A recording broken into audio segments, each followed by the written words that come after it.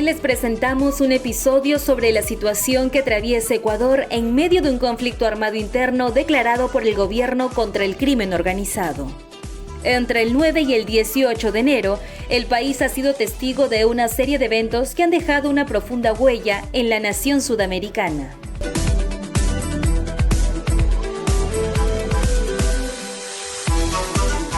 El presidente de Ecuador, Daniel Noboa, tomó la decisión de declarar el conflicto armado interno en respuesta a una escalada de violencia atribuida al crimen organizado.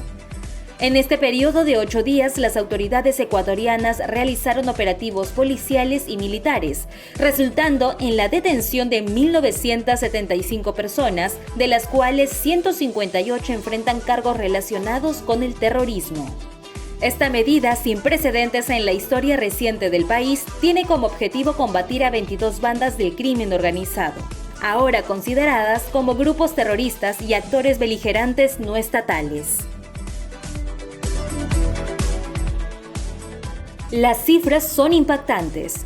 5 presuntos miembros de estas bandas catalogadas como terroristas fueron abatidos, mientras que 2 valientes policías perdieron la vida y 11 fueron liberados de secuestros perpetrados por estas organizaciones criminales.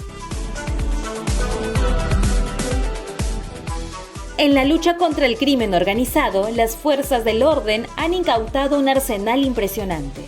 728 armas de fuego, 736 armas blancas, 41 alimentadoras de armas, cerca de 21.200 balas y 521 explosivos.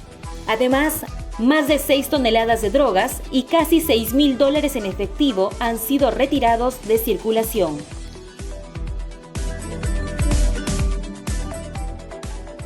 En las últimas horas, la policía informó del hallazgo de más de 100 armas durante el allanamiento a una vivienda en una zona residencial del este de Quito, destacando la magnitud del desafío que enfrentan las autoridades para restablecer la paz y seguridad en el país.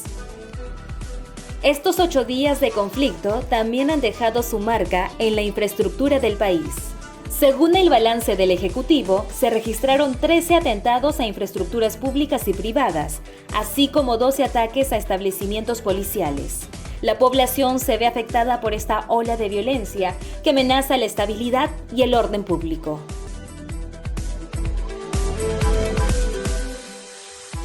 Para entender el contexto de esta decisión presidencial, es crucial remontarnos a los eventos que desencadenaron la declaración del conflicto armado interno. Atentados, acciones violentas y la pérdida de vidas humanas atribuidas al crimen organizado llevaron al presidente Noboa a tomar medidas excepcionales.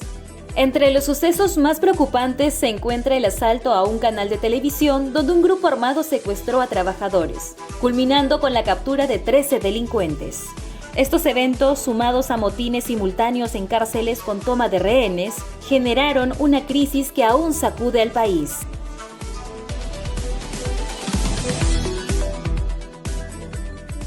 En esos motines, más de 200 funcionarios de prisiones fueron tomados como rehenes.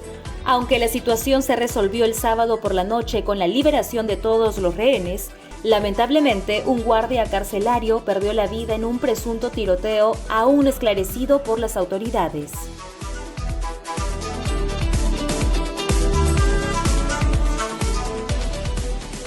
El caos en las prisiones también permitió la fuga de al menos 90 presos, incluyendo a Fabricio Colón Pico, considerado uno de los cabecillas de la banda Los Lobos. Colón Pico está señalado de planear un atentado contra la fiscal general Diana Salazar. Previamente a estos episodios, ya había huido José Adolfo Macías Villamar, líder de Los Choneros, una de las bandas más violentas del país, ahora etiquetada como terrorista por el gobierno de Noboa.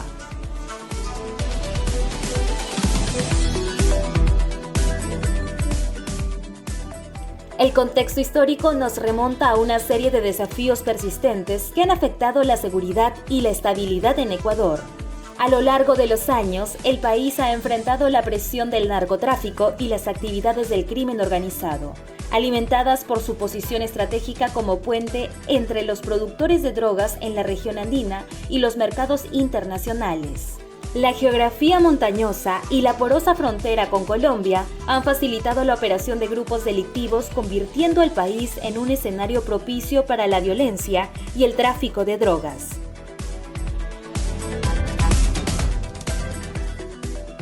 El presidente Daniel Noboa, consciente de estos desafíos, ha buscado abordar el problema desde su llegada al poder.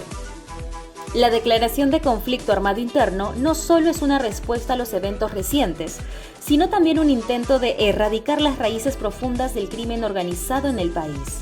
La designación de 22 bandas como grupos terroristas refleja una determinación por parte del gobierno de enfrentar la amenaza con medidas contundentes.